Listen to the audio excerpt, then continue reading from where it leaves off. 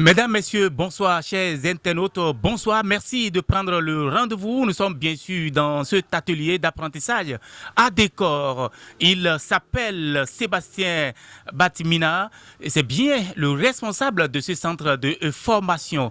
Sébastien Batimina, bonsoir. Oui, bonsoir monsieur. Et comment vous allez? Je vais très bien. Et le service dans son ensemble dans votre atelier? Oui, ça va très bien ici. On se défend, on est là et puis on travaille bien ici. Il y a tout ce que vous voulez pour la décoration. Nous avions donc fait une balade. Au cours de cette balade, nous sommes dans votre atelier. Un atelier qui s'occupe bien sûr de la décoration événementielle, décoration de vos chambres, décoration et emballage de cadeaux, fabrication des fleurs et bien la fabrication des tableaux, étoiles et autres accessoires de décoration. Vous êtes ici depuis combien de temps?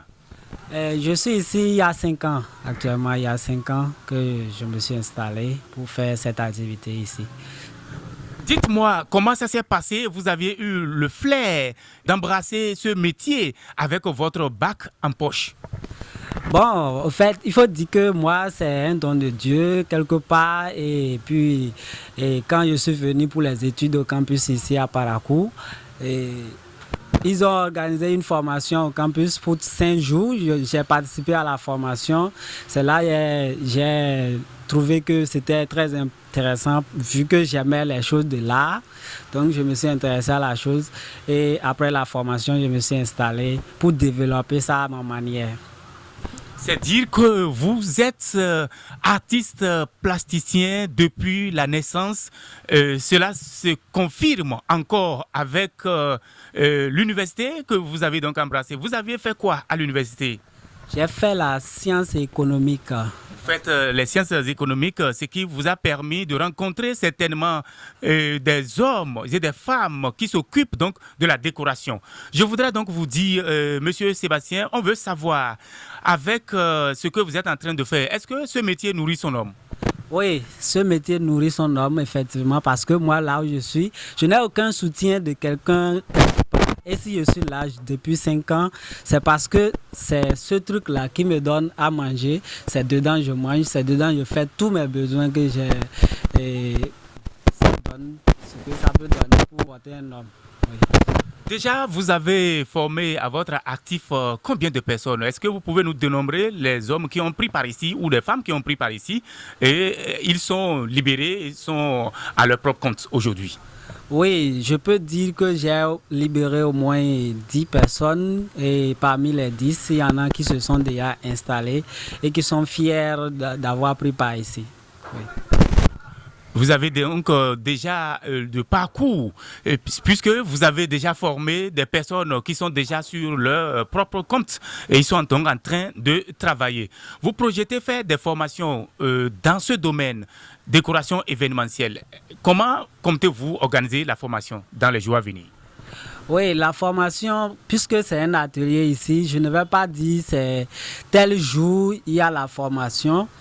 Et je pense que ceux qui voudront faire la formation vont passer à l'atelier et on va voir comment organiser leur formation. Je ne donnerai pas une date fixe pour dire bon, c'est la date là et après cette date, vous ne pouvez faire former. Donc avec les gens, d'autres qui seront déjà là, on va voir comment organiser eux autres leur formation pour que tout le monde puisse en bénéficier. À vous entendre, Monsieur Sébastien, vous êtes le responsable de ce centre dans lequel nous sommes aujourd'hui. À vous entendre, ce métier est donc inné en vous. C'est pas la naissance que ce métier a été donc décrété par vous-même. Vous allez nous expliquer comment cela se concevait quand vous étiez petit, sur les bancs de l'école primaire où vous avez donc fait les premiers pas avec les cahiers. Comment cela se faisait avec l'art que je découvre en vous aujourd'hui. Oui, il faut dire que déjà depuis le cours primaire, j'aimais faire. Comment trouvez-vous la matière première dans la ville de Parakou? Il y a la matière première, il n'y a pas d'inquiétude pour ça. À lancer à l'endroit des jeunes qui pensent que c'est les études et après les études, c'est le bureau. Il faut trouver le travail chez l'État et commencer par travailler. Vous, vous avez vite compris le chemin de l'entrepreneuriat. Vous avez embrassé ce métier qui semble être noble, mais succinct dans sa diversité, puisqu'il y a beaucoup de choses que vous faisiez ici et nous n'arrivons pas à voir cela chez les autres.